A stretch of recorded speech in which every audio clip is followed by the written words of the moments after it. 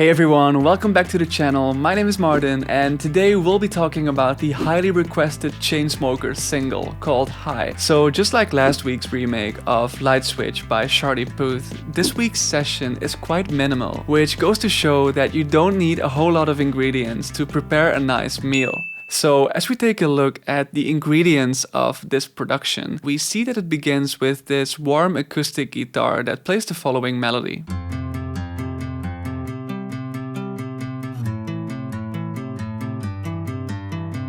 I'm using one of my absolute favorite plugins here called Contact, with the library being the Picked Acoustic, which has a really peaceful tonality to it without any effects. But we are going to need to do a couple of things to our guitar to make it sound better. To begin, I'm using an instance of Maserati acoustic guitar from the Tony Maserati plugin bundle by Waves. And the purpose of this plugin is to bring the guitar more to the light by giving it this in-your-face feel, which overall creates a more dominant presence in the mix. Following that, I'm using the guitar amplifier plugin, also by Waves, in order to deliver some of that grit and character our sound was initially missing. Afterwards, I've loaded an SSL-G channel strip in order to open up the sound a bit, and the reason why I'm using this specific plugin instead of, for example, FabFilter Pro Q3 or Fruity Parametric EQ is that this plugin strip basically combines the function of an analog equalizer and compressor in one, and it also adds this really nice analog sound to it.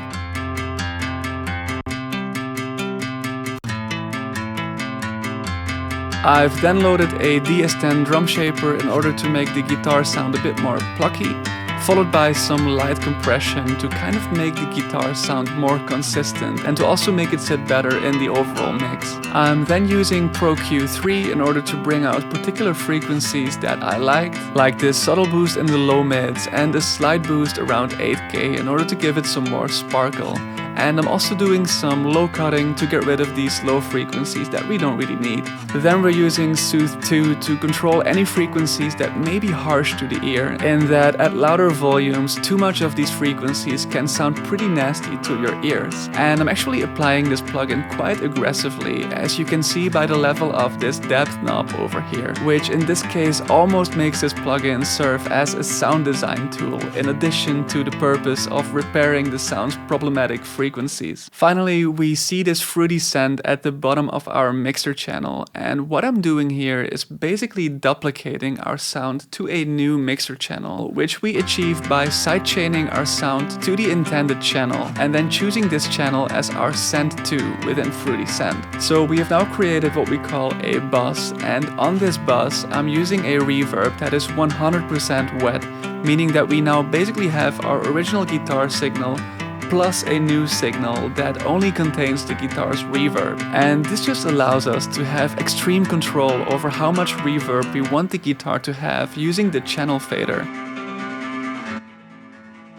Then in the background I'm using these guitar scratches, which sound like this. And these scratches basically add some texture to our initial guitar, which provides a sense of warmth and simply makes our guitar as a whole sound more complete and real. Our guitar is then complemented by this other acoustic guitar playing the following melody.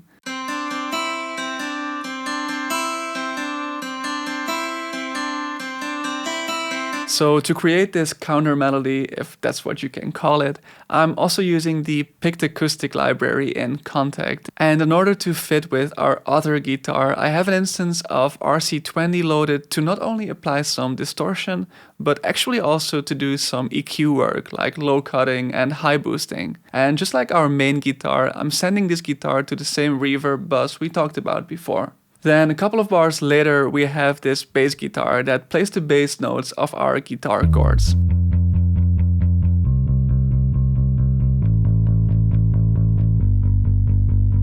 And for this sound I'm using the retro 60s bass in Trillion, which creates a feeling of anticipation as we can feel it's working towards something bigger like a resolution, which we will find in the chorus soon after. And what's also interesting to mention about this bass guitar is that it has this downslide effect, which kind of serves as a fill, and I've simply created this by automating the sound's pitch envelope after I increased the sound's pitch bend range from -2 to -12 cm semitones, and this basically allows us to pitch our sound down by a maximum of 1 octave. Now, before we get to the chorus, we also hear this really simple drum beat consisting of a kick, a hat, and a snare. And I've routed all 3 of these to a new mixer channel where I applied 2 different filters. The first is a high-pass filter to remove especially the kick's bottom end and to then let it fade in smoothly using an automation clip. And second, we have this low-pass filter that is also automated to slowly introduce the drum beat's higher end of the frequency spectrum as we move closer to the chorus. Now, the chorus has this really cool future bass vibe, and it is unique in the sense that it actually features electric guitars rather than the more typical super saw chords. So the chords that are played here are actually really simple, as they are basically the same bass notes as played by the bass guitar we've discussed before, but layered with their perfect fifths, which are the notes playing 7 semitones above the bass notes. And only in the 4th bar we don't hear the perfect fifth of G, which would be a D, but we actually stay on E, which creates a bit of tension and makes the progression sound a little less cheesy and standard, I'd say.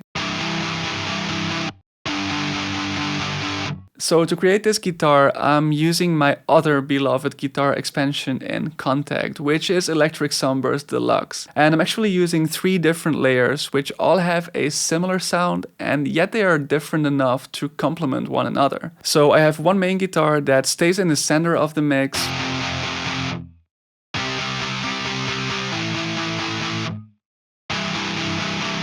followed by 2 similar layers that are then panned heavily to the left and to the right, which is a really cool trick to give off a much bigger and wider sound impression due to the guitar's placements within the stereo field. I've then routed all the guitars to a bus so that I can process them all at once, and the goal here is to make the guitars sound more exciting and present in our mix. So to start things off, I'm using the capitator to add some drive and also to open the sound a little bit, as I've put the brightness knob slightly to the right in order to make the guitar come more alive and also to add some sparkle to it. I'm then using the glue with a high threshold, but I'm in turn adjusting the makeup gain to bring the guitars more front and center. We then have an S1 imager to create some extra width on top of the already panned guitars, as well as a subtle soothe to tame some of the upper mid frequencies, as I found them to be a little harsh. And finally, I'm using this instance of Fruity Limiter to make sure that the volume of our guitar falls as soon as the kick is played, which is a technique called sidechain compression. So how do we achieve this? Well, we basically sidechain our kick's mixer channel to our guitar channel, and here we add a limiter and select the kick as our sidechain input. And then we just play with the threshold, knee, and release knobs until the guitars duck in a way that we like.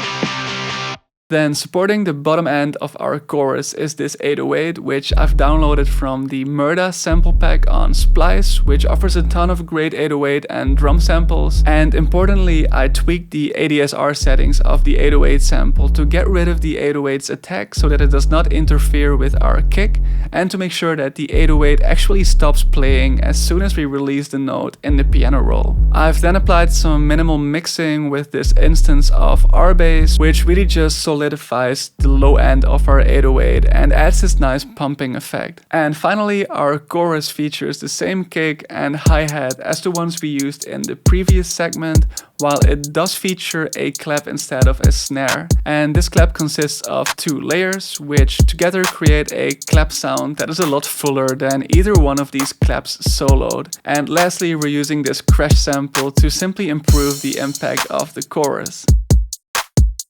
So altogether, both the production and the mixing of this song are quite straightforward, I think. And this really demonstrates that less is more, and that you don't actually need a session that looks like an Einstein equation to have a catchy song. Now, with that being said, I'd like to thank you for tuning in today. Make sure you download the free FLP, the stems, and the MIDI files down below. And also feel free to have a look at my channel to see if there's any other videos that might unravel your inspiration. But before doing all of that, please make sure to first listen to the final result of today's remake. I'll see you next time.